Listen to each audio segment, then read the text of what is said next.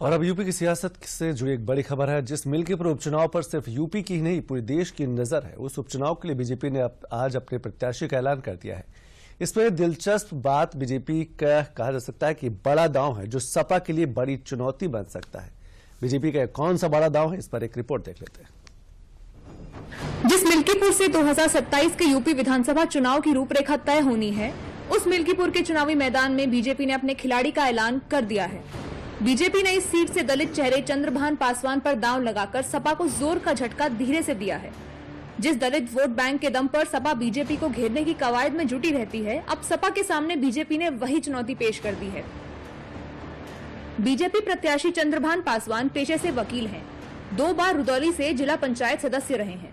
उनकी पत्नी भी जिला पंचायत सदस्य हैं।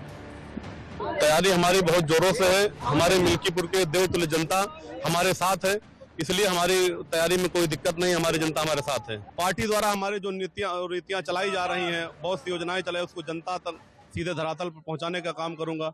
जिस तरह से आप लोगों ने देखा, हमारे पार्टी का विधायक नहीं थे तो उसमें विपक्ष के लोग, वहां से योजनाएं तो चलाई जा रही हैं लेकिन जनता तक चीजें नहीं पहुंचाते थे, न लागू होती थी। उसको हम लोग धरातल पर लाने का काम करेंगे और समस्त देवतुल्य जनता का आभार व्यक्त करते हैं। मिल्कीपुर सीट से सपा ने पहले ही अयोध्या से सांसद अवधेश प्रसाद के बेटे अजीत प्रसाद पर दांव लगाया है। यानी मिल्कीपुर में अब मुकाबला पासी बनाम पासी हो गया है। बसपा पहले ही ऐलान कर चुकी है कि वो उपचुनाव नहीं लड़ेगी। इसका मतलब है कि सपा और बीजेपी के बीच दलित वोटरों को अपने पाले में करने की लड़ाई जबरदस्त होने वाली है। बीजेपी ने दलित प्रत्याशी उतारकर सपा के पीडीए को ध्वस्त करने की कोशिश की है। मिल्कीपुर में बड़ी संख्या में है पासी समुदाय के लोग। बीजेपी की ओबीसी और दलित वोटरों को अपने साथ जोड़ने की कोशिश है। सामान्य वर्ग के लोगों को बीजेपी अपना कोर वोटर मानती है। यानी बीजेपी मानकर चल रही है कि मिल्कीपुर में सवर्ण वोटर उसके साथ हैं।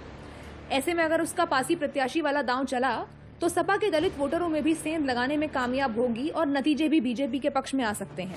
इसको ढंग से समझने के लिए आप मिल्कीपुर का जातीय समीकरण समझिए। मिल्कीपुर में करीब 36.04% सामान्य वोटर हैं, करीब 34.15% ओबीसी वोटर हैं, करीब 9.18% मुस्लिम वोटर हैं, करीब 20% एससी वोटर हैं। बीजेपी और सपा दोनों के लिए मिल्कीपुर उपचुनाव प्रतिष्ठा का सवाल बन गया है। बीजेपी ये सीट जीतकर लोकसभा चुनाव में ही अयोध्या की हार का बदला लेना चाहती है, तो वहीं सपा एक बार फिर अखिलेश के पीडीए नैरेटिव को मिल्कीपुर के जरिए पूरे यूपी में बल देना चाहती है। लेकिन सपा के लिए अब मिल्कीपुर की डगर कठिन हो गई है। चंद्रभान पासवान को लोकसभा चुनाव में भी बूथों की जिम्मेदारी मिली थी। चंद्रभान पासवान ने 72 में से 65 बूथों पर बीजेपी को जीत दिलाई थी, जिसने जमीनी स्तर पर मिल्कीपुर में चंद्रभान का कद बड़ा कर दिया है। बीजेपी ने इसी उपचुनाव में सपा को कटेहरी और कुंदर की सीट पर हराकर उसके किले को फतेह किया था। लिहाजा बीजेपी का मनोबल ऊंचा तो है ही, साथ ही अब बीजेपी पासी प्रत्याशी का दांव चलाकर मिल्कीपुर में भी सपा को चोट देने को तैयार है। मिल्कीपुर विधानसभा सीट पर उपचुनाव का मतदान 5 फरवरी को है, जिसके नतीजे 8 फरवरी को घोषित किए जाएंगे।